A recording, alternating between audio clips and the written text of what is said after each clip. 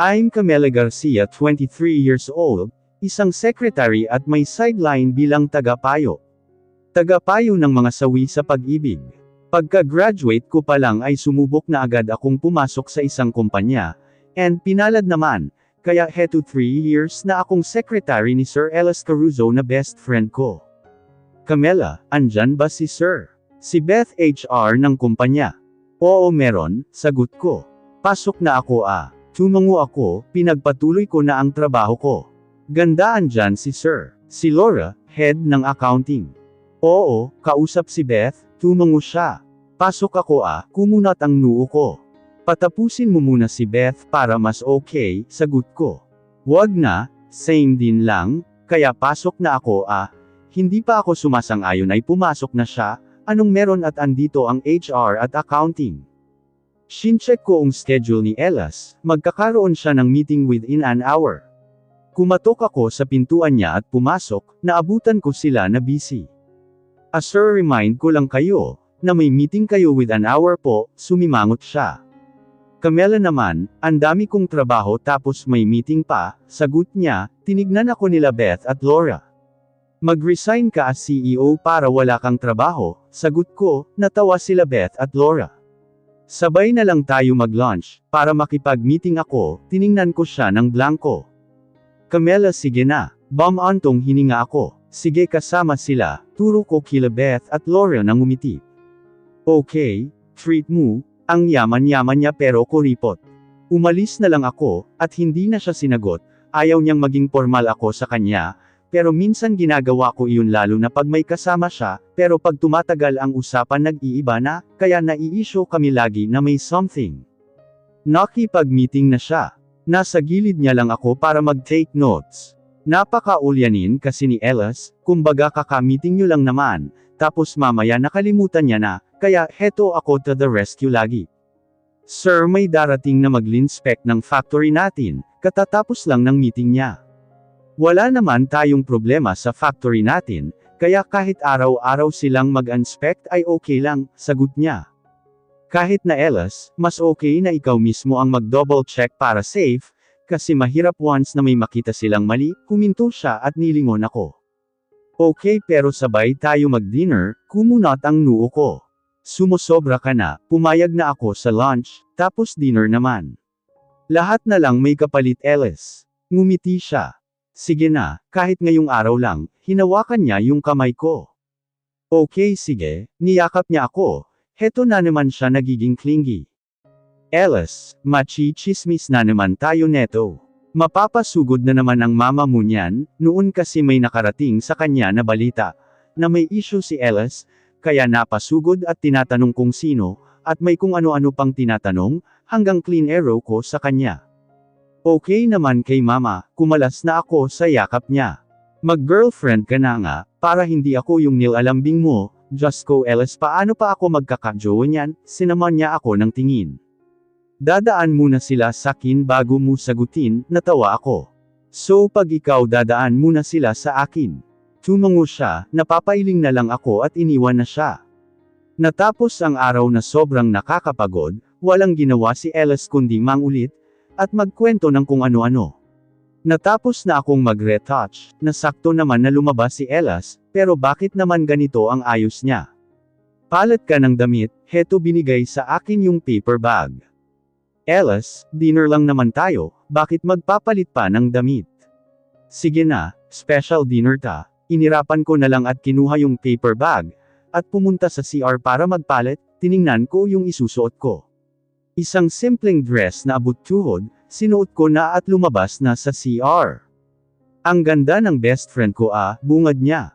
Halika na nga, baka magbago isip ko at umuwi na tayo. Naglakad na kami, iniisip ko kung anong meron ngayong araw, para magganito kami ni Ellis. Nasa sasakyan na kami, at hindi ko alam kung saan kami pupunta, hanggang huminto kami sa isang building, nagpark muna siya, at bumaba na kami saka sumakay sa elevator. Saan tayo pupunta? Magdi-dinner. Sa tuktok ng building. Hinayaan ko na lang siya, nakarating na kami, at tulad ng inaasahan ko sa tuktok nga ng building kami magdi-dinner, pero yung view ang ganda. Pinaghila niya ako ng upuan, kaya umupo na ako saka naman siya umupo, may lumapit sa amin at nag-order na siya. Anong meron? Birthday ko, sagot niya, chinek ko yung date. Ay oo nga pala, nakalimutan ko na sa sobrang busy at ang daming iniisip. Sorry nakalimutan ko. Ngumti siya. Okay lang, ang mahalaga pumayag ka na makipag-dinner sa akin, kaya pala request kasi birthday niya. Baka nasa ibang bansa na naman ang magulang niya, kaya nag-celebrate na naman siya mag-isa. Wala man lang akong regalo sa kanya, nang may naisip ako at kinalkal ko yung bag ko, ay buti at hindi ko pa inaalis sa bag ko ta. May binili akong relo na para talaga sa kanya ta, pero mahigit 2 buwan ko na itong binili, ibibigay ko sana ito sa kanya, pa-thank you sa pagtulong kay Papa nung na-hospital siya. Elas, tinignan niya ako. Here, iniabot ko sa kanya yung relo, nakabalot naman, iyon lang ay lukot-lukot na. Ano naman ta, kinuha niya at binuksan niya agad, hindi niya man lang pinuna yung cover. Thank you, sinuot na niya agad, hindi naman mahal yung relo na binili ko. Mahal na mahal mo talaga ako, kaya binilhan mo pa ako ng regalo, napangiti ako, hindi ko nasasabihin na para sana pa thank you ko, yung ngiti niya kasi parang ngayon lang nakatanggap ng gift. Oo kaya kahit hindi mahal, alagaan mo yung regalo ko, sagot ko, lumapit siya at niyakap ako. Maski ikaw aalagaan ko, sabi niya habang yakap ako. Christian POV. I'm Christian Bustamante, 27 years old, isang doktor. Nagmamay-ari ako ng private hospital, nagvo-volunteer ako sa maliit na hospital ng kaibigan ko once a week, yun lang ang maibibigay ko, at request ko ay mag-assist lang ako at hindi mag-upper ng kung anong case ng pasyente. Doc Bustamante, tawag po kayo sa ward room, mabilis akong tumayo, at nagmadaling pumunta sa ward.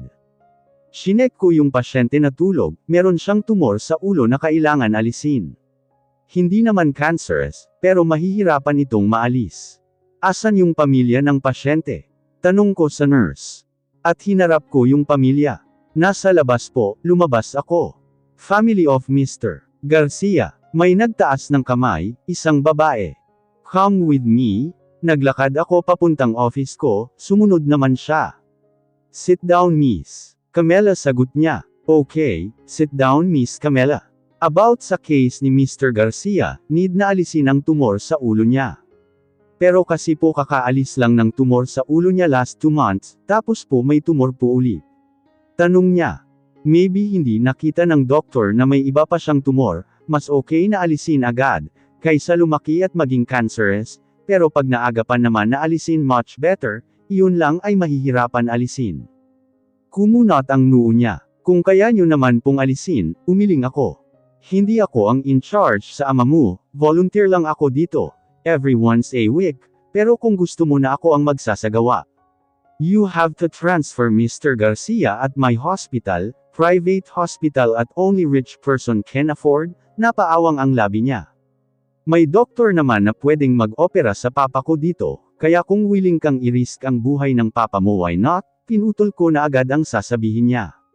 What do you mean? Tanong niya. Mahirap alisin yung tumor sa ulo ng papa mo, need na doctor is yung mas may alam sa brain at master siya sa mga case na ganon, seryoso lang akong nakatingin sa kanya. Sabi mo, rich people lang ang kayang makabayad sa hospital mo. Ako kasi mahirap ako, so hindi ko afford ang hospital mo, ihahanap ko na lang siya sa ibang hospital, tumayo na siya. Ganon din ang gagawin nila, ipapasa kanila sa akin, wala kang choice. Doc, patient sa ward na may tumor ay nagsisure, mabilis na lumabas yung babae, at sumunod naman ako. Ipinaside yung pasyente at may itinurok, nilingon ko yung babae na awang-awa sa papa niya. I look at her mula ulo hanggang baba, she fit to my standard. Isa lang na senyales na lumalala ang kanyang tumor sa ulo, we need urgent operation, tiningnan niya ako at nilingon ang ama niya.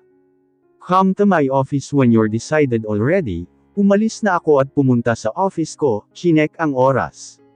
Malapit na pala ang uwian ko.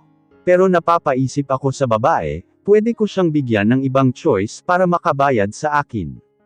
Lumipas yung oras ay uwian ko na, kaya inayos ko na ang gamit ko, pagbukas ko ng pintuan ay bumungad sakin yung babae.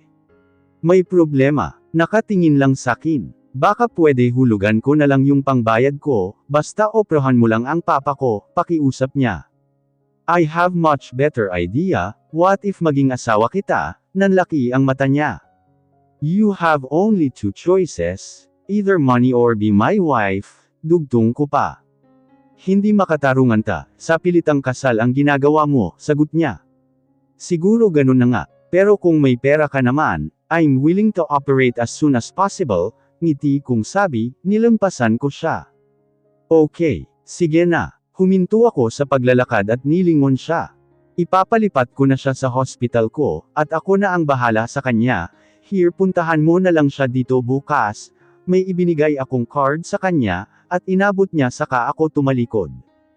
By the way, ako na ang bahala sa bill nyo dito, naglakad na ako paalis. Diretso uwi sana ako, pero dahil sa nangyari kanina, ay kailangan kong abisuhan ang mga tao ko, kinuha na nila ang ama ni Lara, at dinala dito sa hospital. Ipinamonitor ko muna sa kanila, kasi bukas na bukas ay ooperahan ko siya. Hey! Nilingon ko yung pumasok na si Paulo. Siya ang taga-check ng pamilya ng pasyente, kung afford ba nila magbayad. Ano ta? May milagrong nangyari at may ooperahan ka na, hindi pasok sa budget. Umupo agad siya at tinignan ako ng diskampyado. Don't mind that patient, ako na bahala doon, basta lahat ng hospital fee niya ay ako ang sasalo, naningkit ang mata niya. Something smelly, mukhang nilagnat ka, sabi niya. May darating bukas na babae na pamilya ni Mr. Garcia, make her comfortable okay. Ngumiti siya ng nakakaloko. Mukhang na-solve na ang malaking problema mo yes my number problem is kung sino ang mapapangasawa ko. I only have 3 years para magtatlumpo, at kailangan ko ng may kasal bago pa man ako magtatlumpo. Nasa kontrata iyon sa pagpasa ng ari-arian ni Papa Sakin kasama na ang hospital na ito, malaki na ang nai-invest ko sa hospital na ito, at hindi ko kayang mawala na lang ito ng basta, dahil lang sa hindi pa daw ako kasal. Just do what I said. Tumango-tango siya na nakangiti. Umalis na siya at pinag-aralan mabuti yung tumor ng papa ni Camela, mahirap alisin ta, pero Sakin ay kaya ko naman, it's win-win situation naman kami, kung napilitan man siyang ikasal Sakin ay ganun din ako. LSPOV. I'm Elas Caruso, I'm 26 years old at isang CEO. Matagal ko ng kaibigan si Camela, at swerte ko na naging kaibigan ko siya, kasi lagi siyang sagot sa problema ko. Beth, si Camela nag-message sa'yo na hindi papasok. Hindi po sir, sagot niya, bakit kaya hindi siya nagsabi na mag-a-absent siya, may nangyari kaya? Lagi naman siyang nagsasabi, at advance pa siya kung mag-pollen kung mag-a-absent siya, pero ngayon bakit ngayon wala siyang pollen? Baka may emergency sir, never namang nag-a-absent si Camela sa trabaho na hindi nagpapaalam, singit ni Laura, baka may nangyari kay Tito. Tinawagan ko siya, pero tulad kanina ay wala pa rin siyang sagot. Hanggang uwian ay di pa rin siya sumasagot. Ano kaya nangyayari doon? Diretso uwi na ako at tinatawagan ko pa rin si Camela. Nang pagdating ko sa bahay ay may hindi ako inaasahan na bisita. What are you doing here? Si Lucy Bautista ang naka-fix marriage ko. Yes, may ka-fix marriage ako at ayoko sa kanya, pero siya ay gustong gusto. Kanina pa kita hinihintay my love. Naiirita ako pag tinatawag niya akong love. Pagod ako, pumunta ka na lang dito pag hindi na ako pagod. Nilampasan ko siya pero pinigilan niya ako. Kailan ka naman hindi pagod? Sagot niya, ano bang kailangan mo? Ngumiti siya, birthday ni mama sa Friday, at gusto ko pumunta ka kasama ko, napabuga ako ng hangin. Heto ang pinakaayaw ko, yung makisalamuha sa mga tao, at sabihin na we're getting married, yes we're loving couple. Busy nga ako diba? Irito kong sagot. Pwede ka namang mag-work after ng work doon tayo pumunta, total gabi naman ang celebration, kainis naman. Okay, uwi ka na, inalis ko na ang kamay niya sa braso ko, at pumunta ng taas. Don't forget the gift love. Pahabol niya pa. Nakatulog na akong hindi pa rin natatawagan si Camela, gumising na ako at ginawa ang daily routine. Mabilis akong pumunta sa opisina, para makita si Camela, pero wala pa rin siya. Tinawagan ko siya at sa wakas ay sinagot niya. Camela, bakit ngayon mo lang sinagot? Sabi ko sa kabilang linya. Sorry na hospital kasi si Papa at operation niya kahapon, kaya hindi ko na nagawang sagutin ang tawag mo. Hindi ako makakapasok ngayon Ellis ha, pero bukas papasok na ako, kaya naman pala. Okay lang, may kailangan ka ba? Cash or something? Okay na Ellis. Salamat, sagot niya. Okay sige, saang hospital kayo? At dadalawin ko kayo mamaya. Philae Hospital nanlaki ang mata ko. Seryoso Camilla? Oo, sige na mamaya uli. Tawagan mo na lang ako pagpapunta ka na, sabi niya at binaba niya na yung phone niya.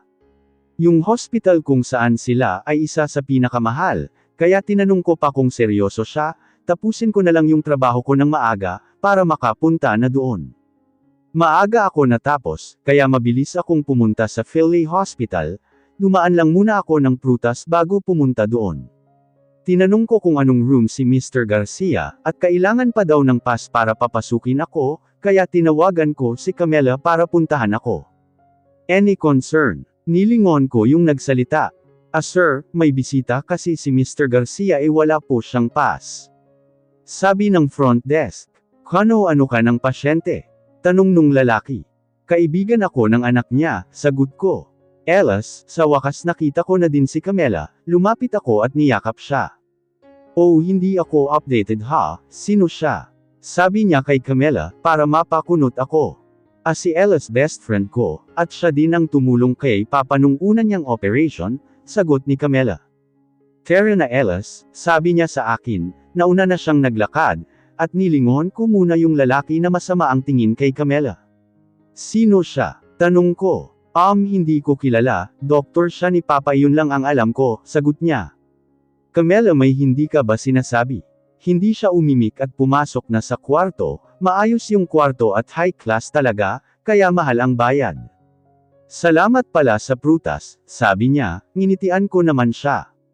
Kamusta si Tito? Umupo na ako. Okay naman, under monitoring muna siya, pero yung operasyon ay naging okay naman. Sagot niya, kita ko naman sa mukha niya na hindi siya namomorbalma.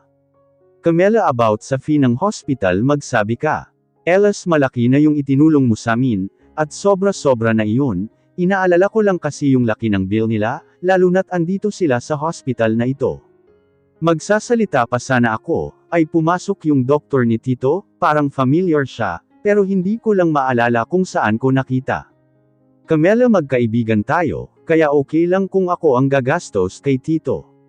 No worries about the bill of Mr. Garcia, bayad ko na iyon, kaya wala ka nang babayaran pang iba, singit nung doktor.